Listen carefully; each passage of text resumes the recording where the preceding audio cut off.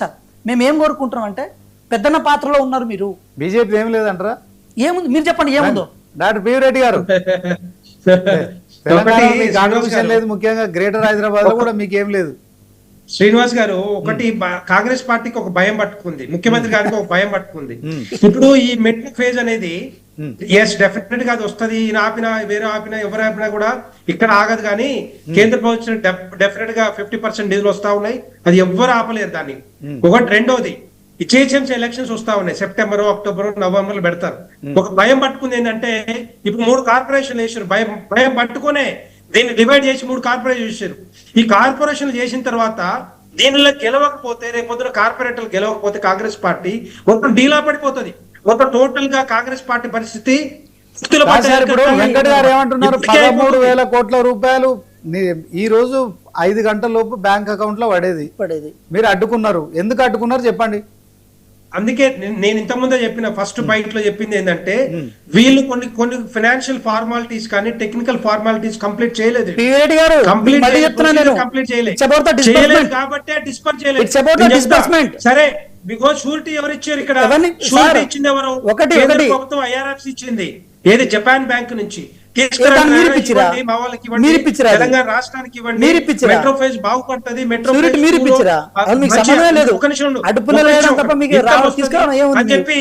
అని చెప్పి IRFC surety తీసుకొని ఎవరిచ్చారండి? నాకు అర్థం కావట్లేదు. ఎవరిచ్చారు?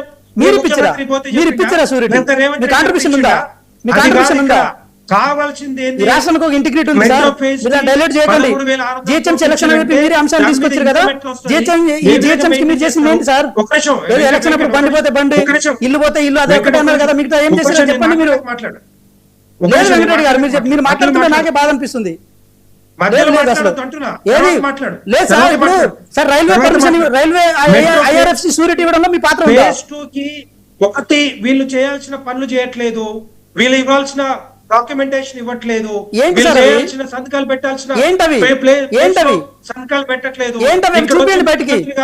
ప్రతిసారి కూడా చేస్తా ఉన్నారు. నేనేమంటున్నా, ఇప్పుడు కూడా మీకు చిత్తశుద్ధి ఉంటే మీకు మెట్రో ఫేజ్ 2 కావాలి, ఇమీడియట్ గా మన తెలంగాణ ప్రజలు తీసుకురావాలి, హైదరాబాద్ తీసుకురావాలంటే మీరు ముందు కంప్లీట్ చేయండి. ఇవన్నీ కూడా ఒక బ్యాంకు ఎక్కడైనా డాక్యుమెంటేషన్ చిన్న సంతకం లేకపోతే కూడా ఆపడేస్తారు. అది మీకు తెలియాలి. మీకు తెలియకపోతే మీ ముఖ్యమంత్రి గారికి చెప్పాలి, మీ ముఖ్యమంత్రి గారికి తెలుసుకోవాలి. అవన్నీ కూడా తెలియకపోతే డెఫినెట్ గా ఎవరు ఇయ్యారు ఇక్కడ? ఏమో ఊరికనే కళ్ళు మూసుకొని రాసిచ్చేది కదా. 13,600 కోట్ల రూపాయలు ఇస్తారా? ఏ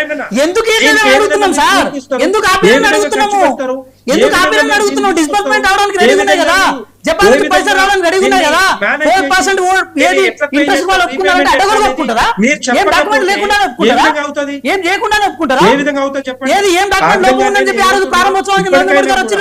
నరేంద్ర మోడీ గారు దేనికి వచ్చారు సార్?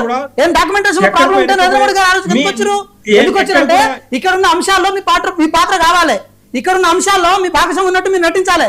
కానీ వెనక నుంచి ఏముండదు. నేనేమంటున్నా, కేంద్ర మంత్రి కిషన్ రెడ్డి గారు ఈ డాక్యుమెంట్ లో జరిగిందని చెప్పి బయటకు వచ్చి చెప్పండి సార్. అశ్విని వైష్ణవ్ గారిని బయటకు వచ్చి చెప్పండి. వెంకట్ గారు, కిషన్ రెడ్డి గారు ఫైనాన్స్ సార్ ఒకటే మాట సార్. ఒకటి శ్రీనివాస్ వెంకటరెడ్డి గారు ఒక విషయం చెప్తున్నాను సార్. ప్రొసీజర్ మొత్తం అయిపోయింది. మీరు